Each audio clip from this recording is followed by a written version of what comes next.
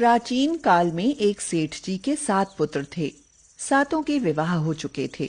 सबसे छोटे पुत्र की पत्नी श्रेष्ठ चरित्र की थी, परंतु उसके कोई भाई नहीं था। एक दिन सभी बहुएं घर लीपने के लिए पीली मिट्टी लेने गईं। जैसे ही बड़ी बहू ने मिट्टी खोदी, वहां से एक सर्प निकला तो बड़ी बहू खुरपी से उस सर्प को मारने लगी।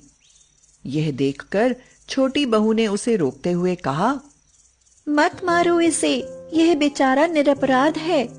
यह सुनकर बड़ी बहू ने उसे नहीं मारा। तब सर्प एक ओर जा बैठा। तब छोटी बहू ने उससे कहा, हम अभी लौट कर आती हैं, तुम यहाँ से जाना मत। यह कहकर वह सबके साथ मिट्टी लेकर घर चली गई और वहां कामकाज में फंसकर सर्प से जो वादा किया था उसे भूल गई। उसे दूसरे दिन वह बात याद आई तो वहां पहुंची और सर्प को उस स्थान पर बैठा देखकर बोली, सर्प भैया नमस्कार।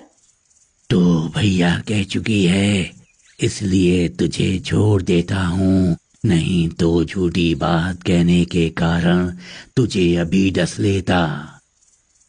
भैया मुझसे भूल हो गई, उसकी क्षमा मांगती हूँ। तो सर्प ने कहा, अच्छा, तू आज से मेरी बहन हुई और मैं तेरा भाई हुआ। तुझे जो मांगना है मांग ले।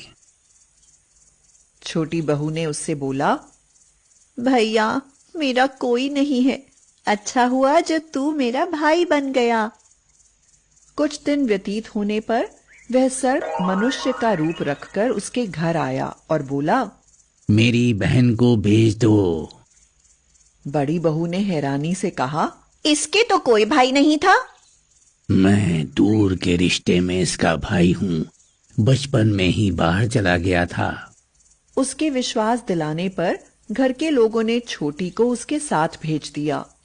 उसने मार्ग में बताया, मैं वही सर्प हूँ, इसलिए तू डरना नहीं, और जहाँ चलने में कठिनाई हो वहाँ मेरी पूंछ पकड़ लेना। इस प्रकार वह उस घर पहुंच गई। वहां के धन ऐश्वर्य को देखकर वह चकित हो गई। एक दिन सर्प की माता ने उससे कहा, मैं एक काम से बाहर जा रही हूं, तू अपने भाई को ठंडा दूध पिला देना।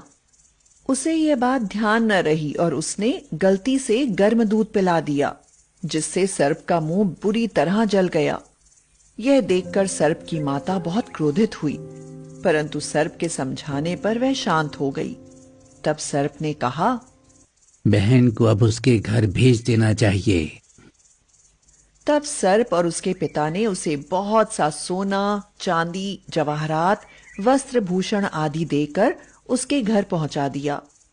इतना ढेर सारा धन देखकर बड़ी बहू ने ईर्ष्या से कहा, भाई तो बड़ा धनवान है, तुझे तो उससे और भी धन लाना चाहिए। सर्प ने यह वचन सुना तो सब वस्तुएं सोने की लाकर दे दी। यह देखकर बड़ी बहू ने कहा, इन्हें झाड़ने की झाड़ू भी सोने की होनी चाहिए। तब सर्प ने झाड़ू भी सोने की लाकर रख दी। सर्प ने छोटी बहू को हीरे मणियों का एक अद्भुत हार दिया था। उसकी प्रशंसा उस देश की रानी ने भी सुनी और वह राजा से बोली, सेठ की छोटी बहू का हार यहां आना चाहिए। रानी के कहे अनुसार छोटी बहू का हार उन्हें दे दिया गया। छोटी बहू को यह बात बहुत बुरी लगी। उसने अपने सर्प भाई को याद किया और आने पर प्रार्थना की, भैया रानी ने हार छीन लिया है, तुम कुछ ऐसा करो कि जब वह हार उसके गले में रहे तब तक के लिए सर्प बन जाए, और जब वह मुझे लौटा दे तब हीरो और मणियों का हो जाए। सर्प ने ठीक वैसा ही किया। जैसे ही रानी ने हार पहना, वैसे ही वह सर्प बन गया।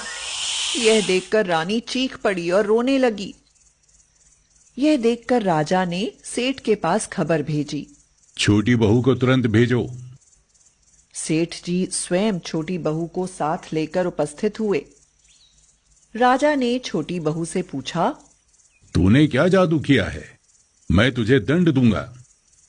छोटी बहू बोली, राजन धृष्टता क्षमा कीजिए, ये हार ही ऐसा है कि मेरे गले में हीरों और मणियों का रहता है और दूसरे के गले में सर्प बन जाता है।